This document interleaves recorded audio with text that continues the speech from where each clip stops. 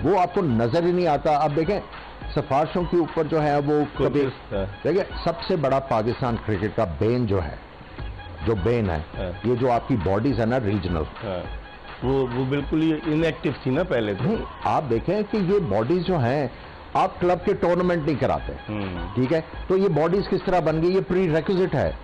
आप इनके ऊपर एडहॉक लगाएं, आप उसके बाद जो है अपने सिस्टम को बेहतर जब तक नहीं करेंगे, जो जो रिक्वायरमेंट है वो, और मैं और आप बैठ के इसी चीजों को डिस्कस ही करते रहे। आप भी नेशनल क्रिकेट एकेडमी के डायरेक्टर रहे हैं, आप क्या समझते हैं? लोग आप कहते हैं कि नेशनल क्रिकेट एकेडमी बोर्डिंग और लॉजिंग फैसिलिटीज का मरकज बन चुकी है। देखिए, मैंने बड़ा काम किया था और मेरे पास तो टाइम ही नहीं होता था, इतने इश्यूज थे जिनको आप रिजॉल्व करना है। सबसे पहले तो किसी की जॉब डिस्क्रिप्शन ही नहीं थी क्रिकेट बोर्ड में, मुझे सबकी लिखनी पड़ी।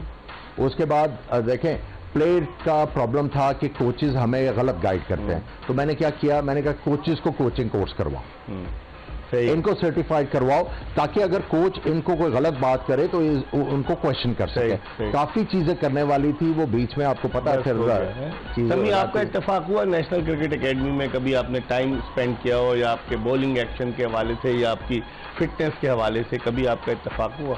खाना तो बड़ा अच्छा होता है एनसीए का, पीसीबी के ऑफिशियल जाके वहीं लंच खाना नहीं खाबे अच्छा, लंच वही करते हैं। बिल्कुल सही कर रहे हैं जी, हाँ बिल्कुल। देखिए, आप जितनी भी अकोमोडेशन वगैरह, जितने नेशनल कैंप होते हैं, तो सारी फैसिलिटीज नेशनल क्रिकेट एकेडमी होती है, तो काफ़ी ज़्यादा इंटरेक्शन रहा है वहाँ पे भी।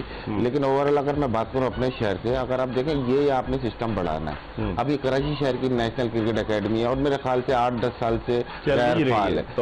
अगर आप देखेंगे ऊपर से, आप ये देखें सबसे बड़ी बात कि आपका नेशनल प्लेयर है, कोई टीम से बाहर हुआ प्लेयर है, तो उससे काम ही नहीं, 1 घंटे के लिए अलाउ है आपका, 1 से 2 बजे तक आप जिम में जा सकते हैं, तो वो नेशनल क्रिकेट एकेडमी किस लिए? तो शायद महबूब काफी अरसे से यहाँ पे आए हुए हैं और उनसे काम नहीं लिया जा रहा। एक टेस्ट खेले वो पाकिस्तान की जानिब से इंडिया के अगेंस्ट, और वो आए हुए हैं। लेकिन अब जो सूरत हाल है समी, इस सूरत हाल में कराची की एकेडमी आपको फाल नजर आती है? नहीं, अभी भी नजर नहीं आती। अगर आप देखे जाए कि अभी कराची, ना सिर्फ कराची, आपको पता है पूरे सिंध का ये क्रिकेटिंग हब है। इतनी फैसिलिटीज, अगर आप अंदरूनी सिंध चले हैं, दूसरे शहर चले हैं, नहीं है फैसिलिटी, कोई ग्राउंड ही नहीं है। नियाज स्टेडियम की हालत देख लें। कराची के क्रिकेटर ही अगर वहां जाके ट्रेनिंग अपने आप को नहीं इस फैसिलिटी से फायदा उठा सकते हैं, तो पूरा बाकी शहर से यहाँ कैसे आएंगे? ये ज़का अशरफ साहब को सोचने थे। हमारे डायरेक्टर डोमेस्टिक नदीम खान अब बन गए, जाकिर खान को घर भेज दिया है।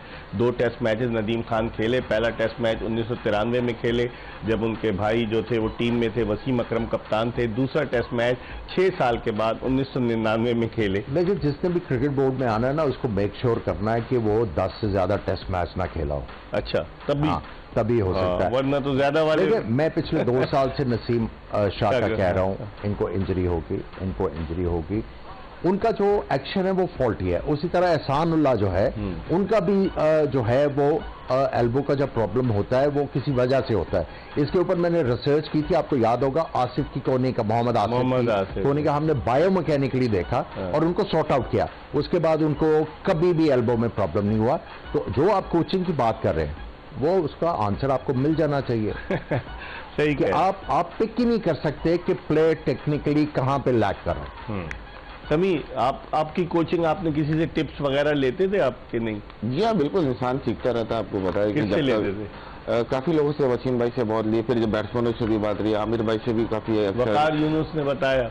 वकार में से इतना ज्यादा नहीं रहा इंटरेक्शन, मतलब कोचिंग के हवाले से। लेकिन ये कि जो बताने वाले बहुत होते हैं, लेकिन इंसान को फील करना पड़ता है कि हर इंसान एक जैसा नहीं होता। बात औकात ये है कि आपके बेशक एक प्रॉब्लम है, लेकिन आप पे वो तरीका नहीं काम आता जो दूसरे पे आ रहा है। तो हर इंसान का सीखने का एक अलग है। अब इस मैच पर आते हैं हम, पाकिस्तान क्रिकेट। इस मैच पे अगर आप क्या समझते हैं, भारत को खिला रहा है ऑस्ट्रेलिया, आपकी नजर में भारत कितना स्कोर करे कि बाद में भारतीय स्पिनर्स जो भारत में स्पिनर जो है वो काम? देखिए, ऑस्ट्रेलिया के बैट्समैन के लिए जो चैलेंज होगा यहाँ पे वो ये है कि किसी तरीके से 250 के करीब पहुंचा, क्योंकि 250 ऐसी पिच के ऊपर जो है, जब आप डिफेंड करने जाते हैं तो आपको क्वेश्चन दे रहा होता है कि मैच जीत जाओ, क्योंकि जैसे ही एवरेज थोड़ी सी रिक्वायर्ड रन रेट बढ़ना शुरू होता है, बैट्समैन में डेस्परेशन आती है। और ऐसी पिच के ऊपर एज ए बॉलर आपका चांस है, जिस तरह की रिपोर्ट्स आ रही हैं कि यहाँ पे गेंद फंसेगा, बॉलर का चांस है किसी वक्त भी विकेट हासिल। लेकिन आपने रोहित शर्मा के